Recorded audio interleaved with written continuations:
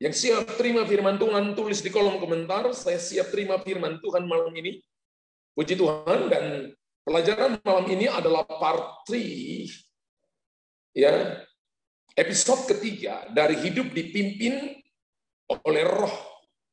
Berapa banyak yang ikut dari part 1, part 2?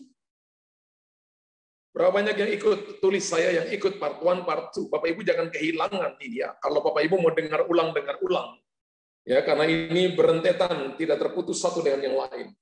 Puji Tuhan, terima kasih untuk Bapak Ibu yang setia, yang tetap mengikuti dari part 1 and part 2, ini part 3. Ya, bayangkan satu pembahasan ini aja kita udah bahas sampai level yang ketiga. Oke, mari kita lihat dulu malam ini Yohanes pasal 14 ayat 15 sampai ayat yang ke-20. Hidup dipimpin oleh Roh Kudus. Yohanes 14 ayat 15 sampai ayat yang ke-20. Jikalau kamu mengasihi aku, kamu akan menuruti segala perintah. Aku akan minta kepada Bapa dan Ia akan memberikan kepadamu seorang penolong yang lain, supaya Ia menyertai kamu 10 tahun saja, 15 tahun saja kemudian capek, gitu. Atau dikatakan selama-lamanya. Yaitu Roh kebenaran, dunia tidak dapat menerima Dia. Sebab dunia tidak melihat Dia dan tidak mengenal Dia. Tetapi kamu, Anda dan saya mengenal Dia. Sebab Ia menyertai kamu dan akan diam di dalam kamu. Wow, ayat 20. Aku tidak akan meninggalkan kamu sebagai yatim piatu. Aku datang kembali kepadamu. 19. Tinggal sesaat lagi dan dunia tidak akan melihat aku lagi. Tetapi kamu melihat aku. Sebab aku hidup dan kamu pun akan hidup. Pada waktu itulah kamu akan tahu bahwa aku di dalam Bapa-Ku dan kamu di dalam aku dan aku di dalam kamu. Wow, sesuatu yang besar. Dalam Yohanes 14 ayat 15 sampai ayat 20, kita percaya tentang Allah Tritunggal, Bapa, Anak, dan Roh Kudus. Artinya, 3 pribadi dalam satu kesatuan.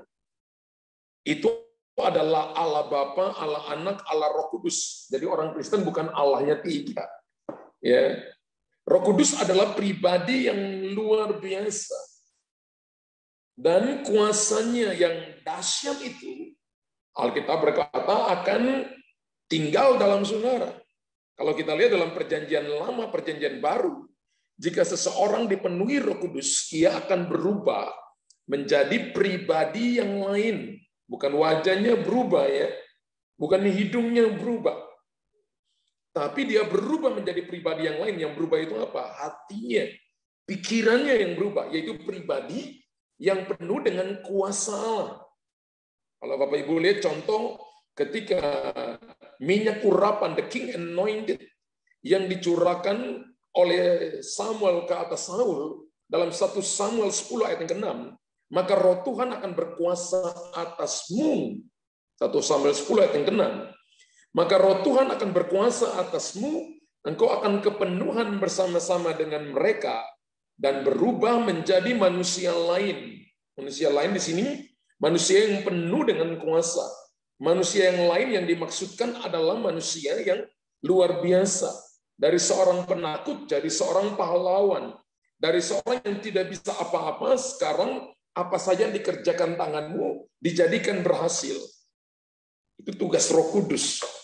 Yang menjadikan orang biasa menjadi luar biasa, orang tidak terpandang jadi terpandang, orang yang tadinya terbuang menjadi dipakai dengan hebat, itu pekerjaan Roh Kudus. Kita bisa lihat lagi Daniel 4 ayat yang ke-8. Raja Nebukadnezar menyebut Daniel adalah seorang yang penuh dengan roh para dewa yang kudus. Daniel 4 ayat yang ke-8. Alkitab berkata begini, pada akhirnya Daniel datang menghadap aku, yaitu Daniel yang dinamai Belsazar menurut nama dewaku, dan yang penuh dengan roh para dewa yang kudus. Lalu kuceritakan kepadanya mimpi itu. Bapak Ibu perhatikan, ketika seseorang penuh dengan roh, kita jadi manusia yang luar biasa. Kita jadi manusia yang akan melakukan apa yang tidak dapat dilakukan oleh raja-raja sekalipun, orang-orang pintar sekalipun. Makanya penting Roh Kudus di dalam saudara itu. Seperti itu. Sedangkan Rasul Paulus dalam Kisah Para Rasul 14 ayat 8 sampai ayat 11,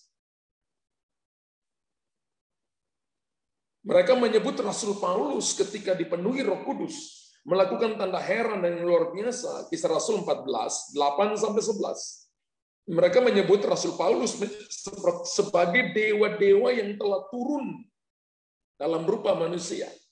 Di Listra ada seorang, Kisah Rasul 14 ayat 8 sampai 11. Di Listra ada seorang yang duduk saja karena lemah kakinya dan lumpuh sejak ia dilahirkan dan belum pernah dapat berjalan. Next, 9. Ia duduk mendengarkan ketika Paulus berbicara, dan Paulus menatap dia dan melihat bahwa ia beriman dan dapat disembuhkan. Ayat 10.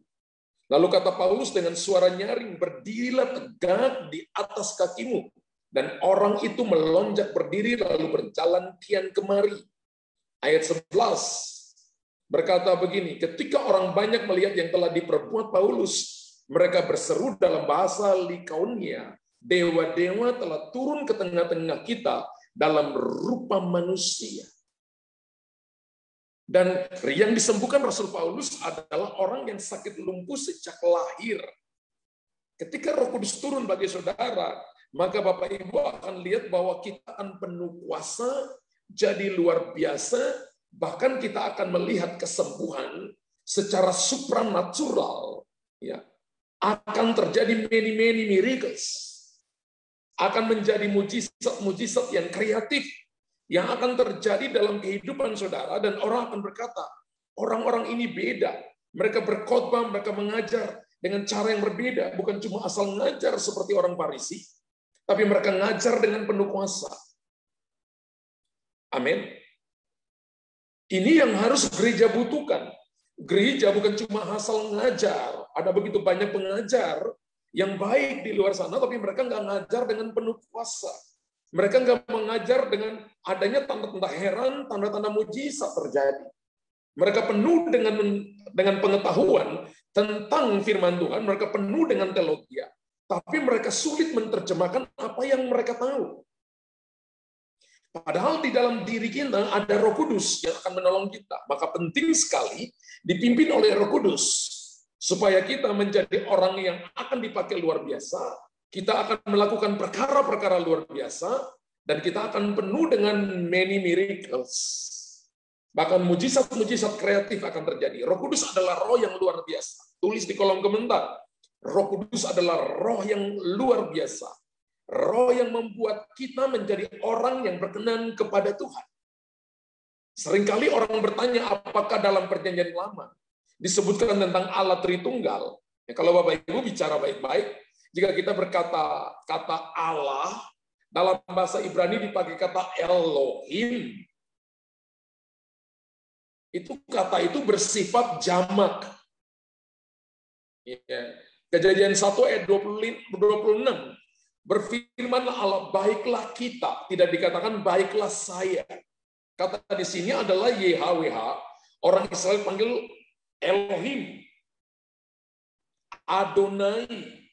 Baiklah kita menjadikan manusia menurut gambar dan rupa kita. Jadi kata Elohim itu kata yang diterjemahkan jamak. Supaya mereka berkuasa atas ikan-ikan laut, burung-burung di udara, dan atas ternak, dan atas seluruh bumi, dan atas segala binatang yang melata dan merayap di bumi.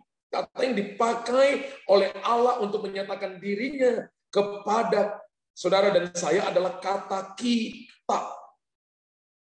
Kalau saya bilang kita, berarti saya nggak sendiri kan. Tapi ketika Tuhan bilang kita, itu 3 dalam 1, 3 in 1 dalam sifatnya.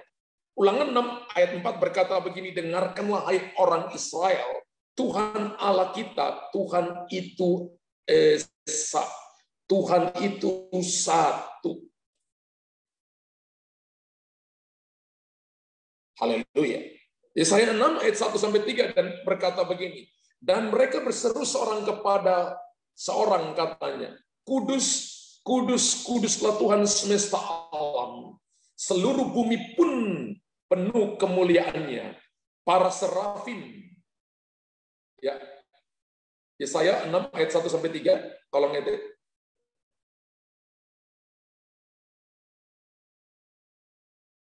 Dalam tahunnya matinya Raja Uzia, aku melihat Tuhan duduk di atas takhta yang tinggi dan menjulang, dan ujung jubahnya memenuhi bait suci. Next. Para serafim berdiri di sebelah atasnya, masing-masing mempunyai 6 sayap, 2 sayap dipakai menutupi muka, 2 sayap dipakai menutupi kaki mereka, 2 sayap dipakai untuk melayang-layang. Ayat 3.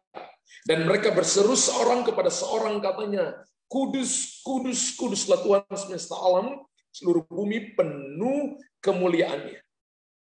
Alkitab berkata para serafim menyembah Tuhan dan berseru sampai 3 kali menyebutkan kata kudus. Hal ini sebenarnya menjelaskan tentang Allah Tritunggal. Kenapa enggak 5 kali? Kenapa enggak 7 kali? Kenapa 3 kali? Kudus, kudus, kuduslah Tuhan. Berbicara tentang Tritunggal. Nah, Tuhan Yesus memberi kita amanat agung. Nanti pelajaran Tritunggal ya. Pelajaran ini nanti satu saat akan dikupas ya. Tapi saya batasi sampai di situ untuk Bapak Ibu mengerti tentang pelajaran tentang di dalam roh ini. Dalam Matius 28 ayat 19, karena itu pergilah jadikan semua bangsa muridku dan baptislah mereka dalam nama Bapa, Anak dan Roh Kudus.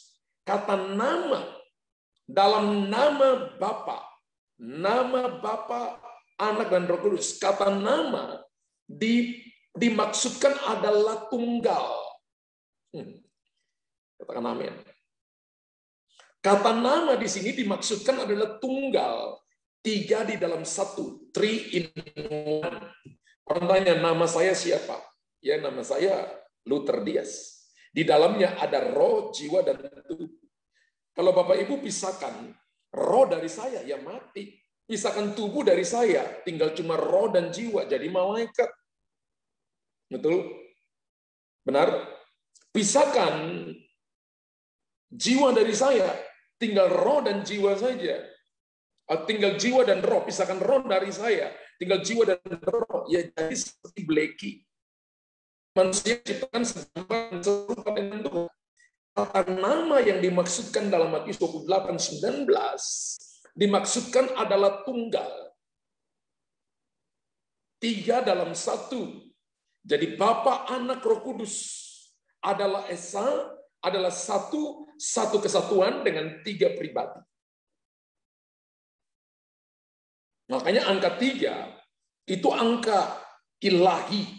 Angka 3 adalah angka kedewasaan. Bapa, Anak, Roh Kudus. Halaman ruang suci, ruang maha kudus. Langit tingkat pertama, langit tingkat kedua, langit tingkat ketiga. Roh, jiwa, dan tubuh.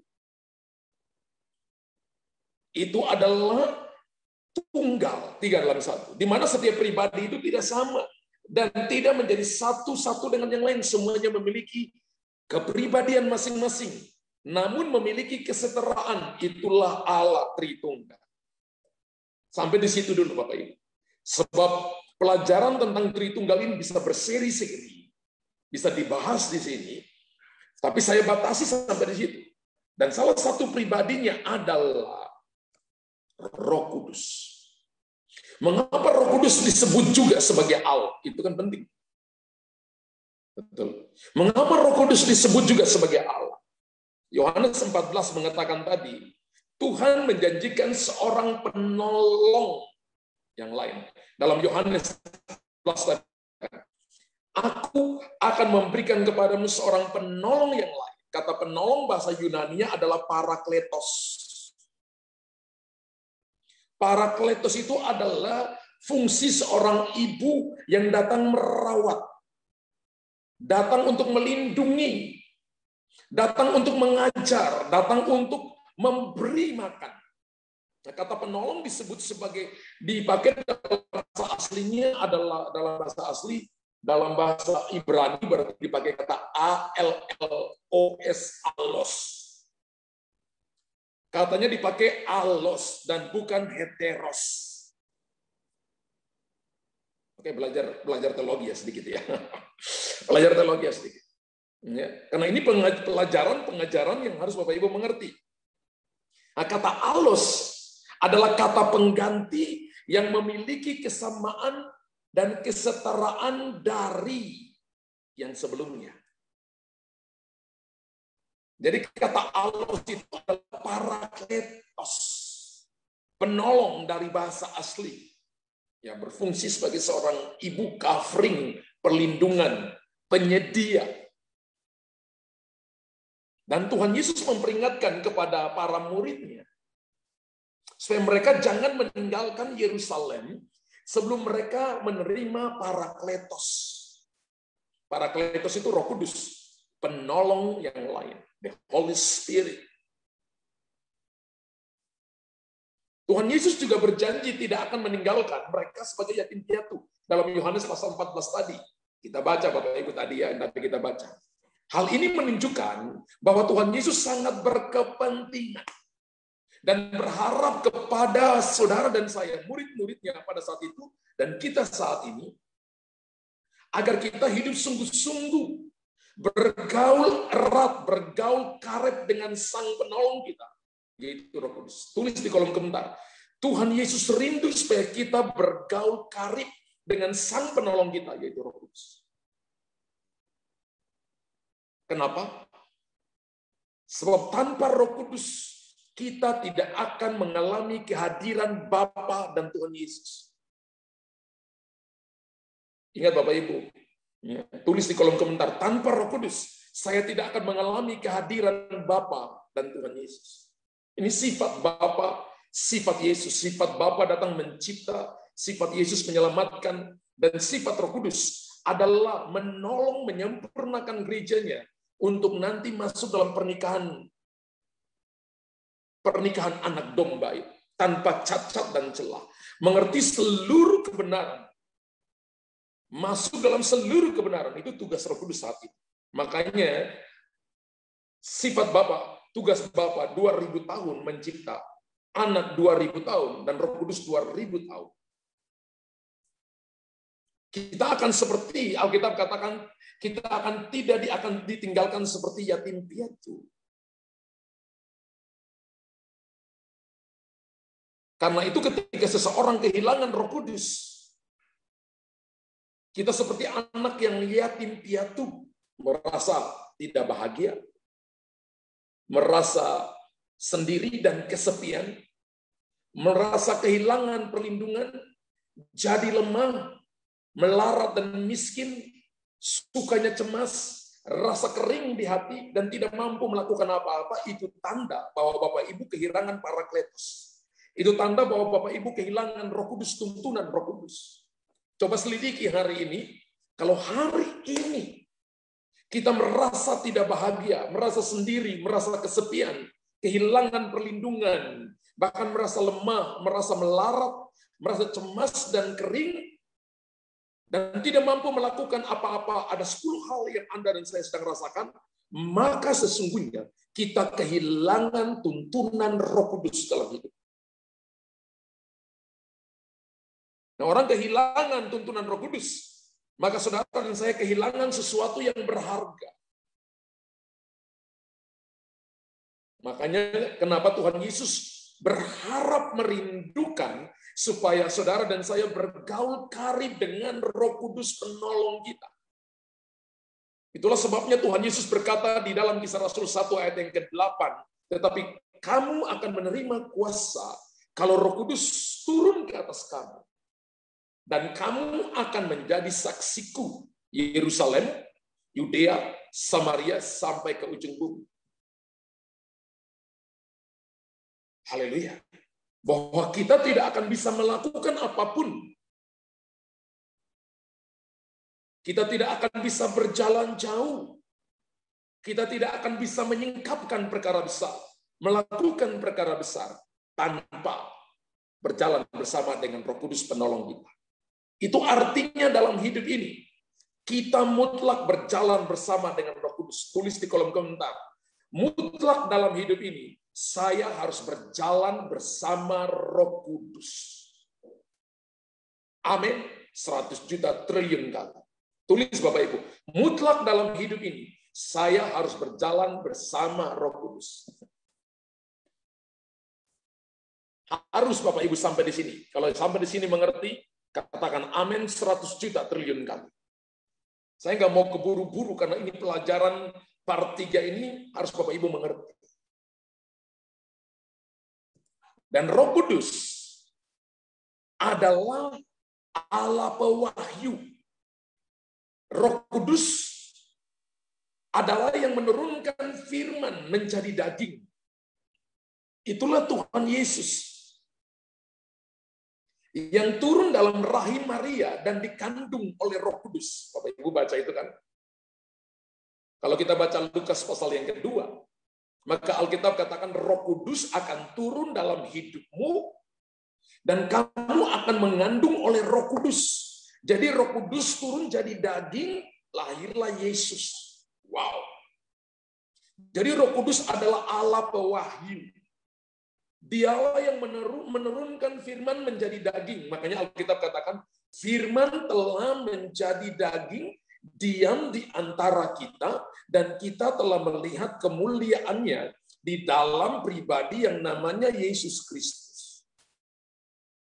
Dan Tuhan pakai koilia, rahim daripada Maria.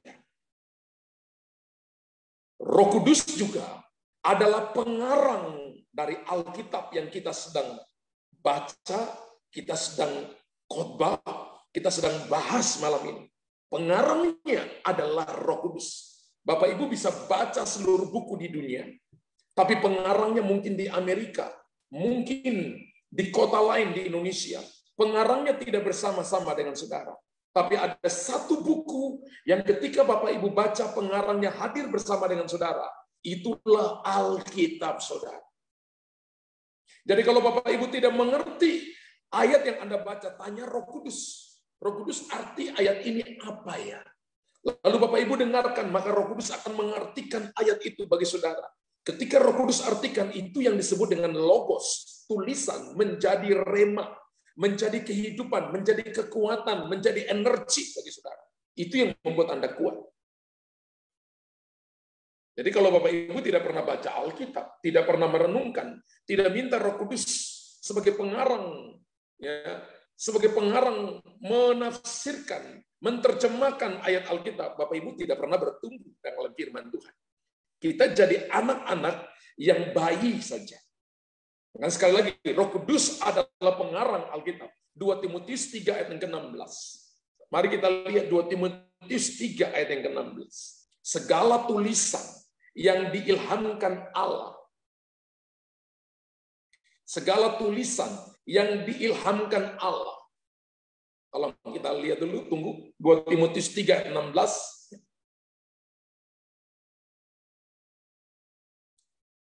Tolong bantu Papi. Segala tulisan yang diilhamkan Allah memang bermanfaat untuk mengajar, untuk menyatakan kesalahan, untuk memperbaiki kelakuan, dan untuk mendidik orang dalam kebenaran. Tadi saya coba buka, tadi aja ayat 16. Saya coba cari kata diilhamkan dalam bahasa Yunani, dipakai kata theopnostos. Theopnostos. Theo adalah Allah, pnostos itu artinya saudara dan saya dihembuskan. Ya. Makanya pneumatikos. Pneuma itu adalah Roh Kudus. Pneumatikos artinya kita dipenuhi oleh Roh Kudus. Kita manusia roh, artinya di dalam kita ada Roh Kudus. Tapi kata diilhamkan di sini artinya theopnostos, dapat diterjemahkan dihembuskan oleh Allah. Kata dihembuskan, kemudian didapat kata nefes hayah dari bahasa Ibrani. Kata nefes sendiri adalah jiwanya Tuhan, pikiran, perasaan, kehendaknya Tuhan. Jadi segala tulisan yang diilhamkan Allah memang bermanfaat untuk mengajar, menyatakan kesalahan, memperbaiki kelakuan, mendidik orang dalam kebenaran. Jadi pikiran Allah, perasaan Allah, kehendak Allah dinyatakan melalui Alkitab yang Bapak Ibu baca, khotbah yang Bapak Ibu dengarkan. Jadi kalau orang dengarkan khotbah, harusnya Bapak Ibu dapat nafas dan kehidupan Allah yang memberikan yang tadinya kita mati, kita lemah, kita sakit, kita tidak punya jalan, dapat jalan dan dapat inspirasi Karena kita dapat theopnostos. Katakan amin 100 juta triliun kali. Haleluya. Jadi kita melihat adanya kesejajaran antara penciptaan Adam dan pengilhaman Alkitab. Manusia Adam baru hidup setelah tanah liat terbentuk atau dibentuk dari debu tanah. Kemudian dihembuskan oleh nefes haya. Yunaninya pasigrapetio. Latinnya nesama. Bahasa Inggrisnya in tambah spiro, inspiro. Kemudian kita dapat inspirasi yang punya arti yang sama. Sesuatu yang dihembuskan ke dalam kita. Demikian pula pengilhaman kitab suci. Di mana penulisnya oleh Allah sendiri. Diilhamkan, ditulis oleh Roh Kudus. Sehingga firman Tuhan itu menghidupkan. Seperti dari debu tanah. Tuhan menghidupkan Adam, demikian juga nefes haya, theopnostos dapat menghidupkan saya. Katakan amin.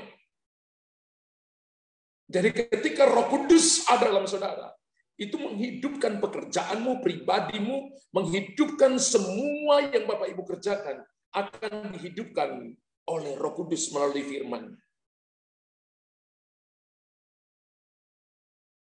Yang mengerti tulis itu amin 200 juta triliun kali. Jadi ketika seseorang rindu dengan firman, sering bertanya kepada firman. Sering bertanya kepada Roh Kudus, maksudnya apa? Roh Kudus, ini arti firmannya apa? Ketika Bapak Ibu dengar firman, Roh Kudus artikan setiap kata firman Tuhan dalam khotbah ini kepada. Maka Bapak Ibu akan menemukan yang namanya theopnostos. Sesuatu dirilis dalam roh saudara. Sesuatu dihembuskan ke dalam saudara. Seperti Tuhan menghembuskan nafas kehidupan kepada Adam sebongkah tanah liat. Demikian juga firman Allah dihembuskan kepada kita melalui pengilhaman Roh Kudus. Jadi penulis daripada Alkitab kita adalah Roh Kudus. Jadi Alkitab bukan hanya sekedar knowledge, pengetahuan. Makanya teologi artinya theo dan logos. Ilmu yang mempelajari tentang Allah terbatas adanya. Hari ini ada perdebatan teologi yang belum ketemu ujungnya. Jadi Alkitab bukan hanya sekedar pengetahuan. Kita nggak boleh sampai pada pengetahuan, bukan nggak boleh belajar. Tapi kita harus bisa mengizinkan Roh Kudus membimbing kita dalam pengilhamannya. Tapi ada kuasa dan kehidupan dalam semua perkataan firman Tuhan. Amin. Amin. Itu sebabnya Alkitab menjadi buku yang berbeda dengan tulisan-tulisan yang lainnya di muka bumi ini. Karena Alkitab adalah firman Allah yang hidup dan berkuasa. Tulis di kolom komentar. Alkitab adalah firman Allah yang hidup dan berkuasa. Wow. Wow. Kalau kita lihat dalam Ibrani pasal 10 16, iman timbul dari pendengaran. Pendengaran akan firman Kristus. Iman tidak bisa timbul dari harta, dari kedudukan, dari kegantengan atau kecantikan, nama baik atau kekayaan besar. No, iman timbul dari pendengaran. Pendengaran akan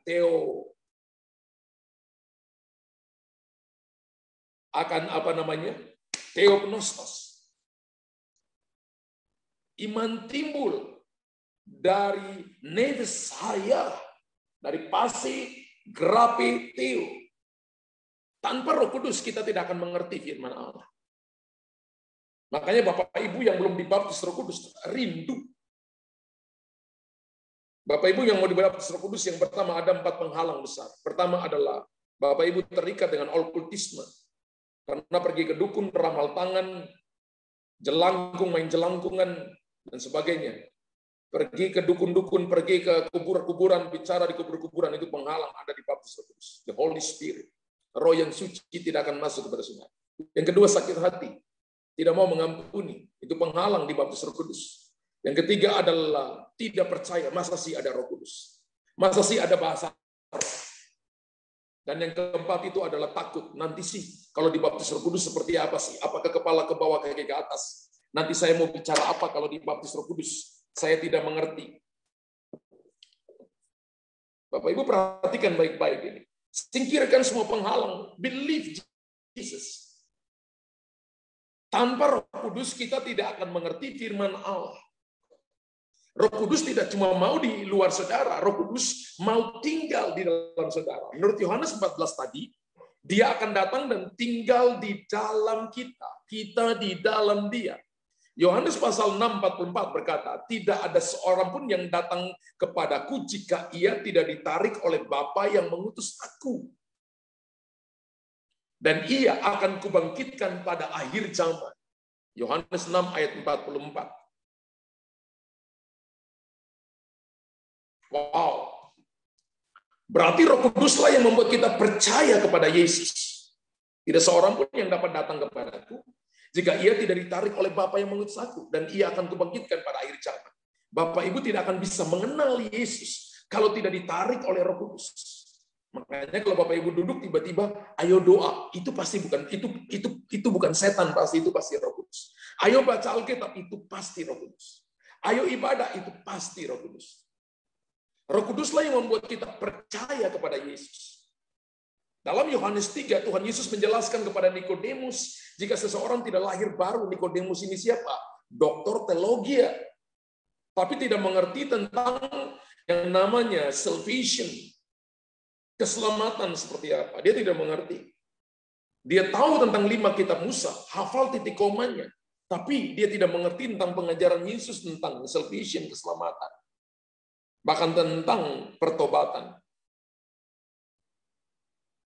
Tuhan Yesus menjelaskan kepada Nikodemus, jika seseorang tidak lahir baru atau dilahirkan kembali, dilahirkan dalam Roh Kudus, Nikodemus katakan, masa sih aku mau masuk ke dalam kandungan ibuku lagi? Pikirannya terbatas. Dia tidak bisa menggapai apa yang Tuhan maksudkan. Yang dimaksudkan Yesus adalah lahir dari Roh Kudus, dilahirkan dalam Roh Kudus. Maka dia tidak akan bisa masuk kerajaan surga. Tanpa Roh Kudus, tidak mungkin seorang menerima Tuhan Yesus. Yohanes 6 ayat 65 berkata, lalu ia berkata, sebab itu telah kukatakan kepadamu, tidak ada seorang pun dapat datang kepadaku kalau Bapa tidak mengaruniakan kepadanya. Selama hidup dan melayani di bumi, Tuhan Yesus sangat bergantung dengan Roh Kudus, apalagi saudara dan saya anak-anaknya. Katakan, saya harus bergantung sepenuhnya kepada Roh Kudus. Billy Graham berkata begini. 90% gereja di dunia ini, mereka melakukan pelayanan tanpa Roh Kudus. Tanpa dipimpin Roh Kudus. 90% gereja di dunia melakukan pelayanan tanpa dipimpin Roh Kudus. Karena mereka sudah punya aturan sendiri. Ketika Roh Kudus katakan, aku mau menyembuhkan orang, mereka katakan begini, liturgiku sudah seperti gini, aturan gerejaku seperti begini, sudah terbiasa seperti ini. Nyanyi lambat 2 kali, nyanyi lambat 3 kali, kemudian cepat 2 kali, lambat 1 kali, maka khotbah sudah tidak bisa lagi dimasukin oleh kesembuhan, oleh nubuatan, oleh di mana Roh Kudus mau lawat umat Allah dengan deliverance dan sebagainya. Sudah dibatasi pekerjaan Roh Kudus. Dan hamba Tuhan yang sama berkata begini, andai kata Roh Kudus, andai kata Tuhan datang sekarang, maka hanya 5% saja sampai 10% yang terangkat.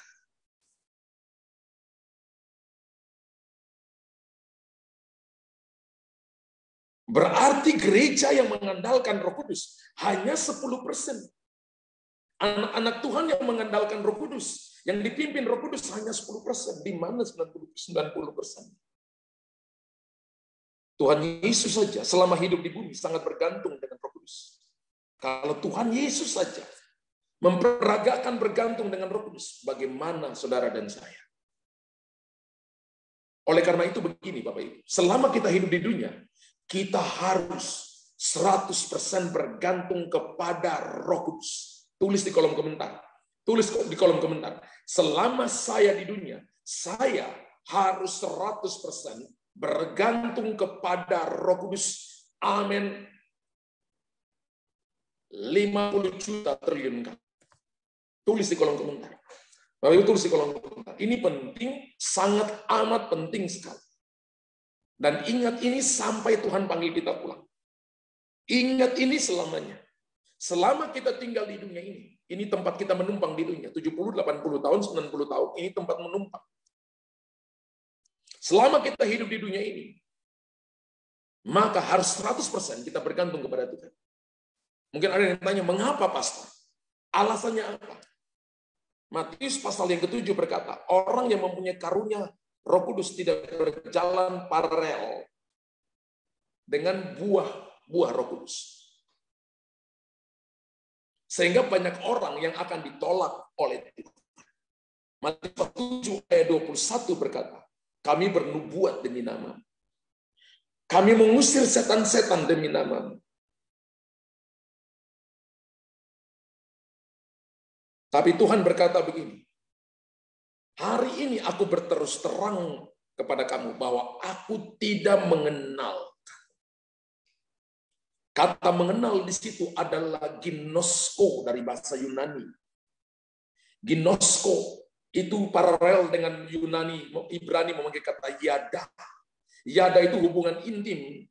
Dalam Kejadian pasal 4, Adam bersetubuh dengan Hawa. Kata bersetubuh dipakai kata yada, berhubungan intim. Tapi Yunani memakai kata ginosko. Ginosko itu bukan cuma berhubungan intim, tapi ginosko itu artinya menikmati. Apakah Bapak Ibu hari ini ketika dengar firman, Bapak Ibu menikmati firman atau ngantuk atau ketiduran? Atau masuk kanan keluar kanan, atau masuk tembus kanan kemudian keluar kiri dan tidak ada yang nyangkut. Berarti kita tidak menikmati firman.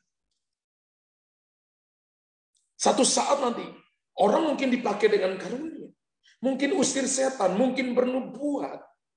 Tapi Tuhan berkata begini, kamu selama di dunia tidak menikmati aku. Menikmati di mana? Tidak mau dipimpin oleh Roh Kudus. Tidak mau dibimbing oleh Roh Kudus. Tidak mau menyelidiki firman-Ku. Tidak mau mengenal firman-Ku. Tidak mendengar firman-Ku. Dan mencernanya dengan baik. Sebab karunia roh tidak berjalan paralel. Tidak berjalan paralel dengan buah Roh Kudus. Haleluya. Sehingga pada akhirnya banyak orang ditolak oleh Tuhan. Ini mungkin yang hamba Tuhan, Billy Graham berkata, kalau hari ini Tuhan datang, tidak sampai 10% yang terangkat. Itulah sebabnya kita harus hidup berjalan dengan Roh Kudus. Jika kita memiliki hubungan dengan Tuhan, maka kita akan menjadi saksi dan diberi kuasa untuk saudara dan saya menjadi anak-anak Bapa di sorga. Yohanes 1 ayat 12 berkata, jikalau kita adalah anak, maka kita adalah ahli waris. Untuk menjadi anak-anak Allah tidak bisa dari kekuatan sendiri, tapi kerelaan roh penurut daging harus jadi lemah. Semua orang yang menerimanya, menerima apa? The Holy Spirit diberinya power, diberinya dunamos, supaya kamu menjadi anak-anak Allah. Ya, the sons of God, yaitu mereka yang percaya dalam namanya. Berapa banyak di sini adalah sons of God, anak Allah. Katakan, saya anak Allah. Maka tandanya adalah the Holy Spirit dalam saudara dan saya. Kita membutuhkan Roh Kudus untuk hidup sebagai anak Tuhan. Dan Tuhan ingin agar kita dekat dan lebih erat dengannya. Katakan amin. Amin. Nah, saya percaya begini, Bapak Ibu. Saya percaya begini. Bukan cuma saya percaya, percayalah hatinya Tuhan. Tuhan tidak akan pernah melupakan kita. Tulis di kolom komentar. Tuhan tidak akan pernah melupakan saya. Kalau Tuhan tidak pernah melupakan kita, mulailah hari ini mau dipimpin Roh Kudus. Mulai hari ini bersandarlah kepada Roh Kudus. Percayakan hidupmu, keinginanmu, doa dan masa depanmu kepada Roh Kudus. Teruslah saudara dan saya memiliki hubungan yang intim, yang indah dengan Tuhan. Berlaku bukan cuma hari ini saja, tetapi sampai Tuhan panggil kita, sampai pada kekekalan. Dan kerinduan daripada Tuhan adalah supaya saudara dan saya, namanya juga anak ya Bapak Ibu. Anak dan Bapak harus punya komunikasi. Kalau tidak ada komunikasi, bagaimana kita bisa mengenal hati Bapak dan Bapak bisa mengenal saudara? Tanpa kita bicara pun Tuhan tahu, tapi kenapa Tuhan ciptakan kita untuk berkomunikasi dengan Dia? Untuk beradi mitra dengan Dia, karena itu menjadi kerinduannya. Itu menjadi rahasia yang tidak dapat dijawab saat ini. Jadi semua rencana kita, biarlah Roh Kudus yang memimpin. Hari ini seluruh hidup pernikahan kita, bisnis kita, pelayanan kita, biarlah Roh Kudus yang memimpin dan Dia selalu memimpin kita kepada yang terbaik. Memberikan damai sejahtera, membawa kita ke padang rumput yang hijau, mengubah kelemahan menjadi kekuatan, mengangkat kita yang tadinya tidak berarti, dijadikan berarti. Biarlah Roh Kudus berkarya dalam hidup kita. Dan jangan berjalan sendiri. Tulis di kolom komentar. Ingat, jangan berjalan sendiri. Berbahaya. Di belakangnya tulis seperti itu. Ingat, jangan berjalan sendiri. Berbahaya. Milikilah hati yang lapar dan haus akan Tuhan. Hiduplah dengan tekun. Hiduplah dalam kesehatian. Bangun rohmu, biarlah rohmu menyala-nyala. Dan dia izinkan Roh Kudus berkarya sepenuhnya. Maka Bapak Ibu akan lihat penyertaan, perlindungan, tuntunan, karya, rahasia-rahasia besar akan disingkapkan kepada saudara. Saya percaya malam ini Anda diberkati Tuhan. Tuhan berkati Bapak Ibu.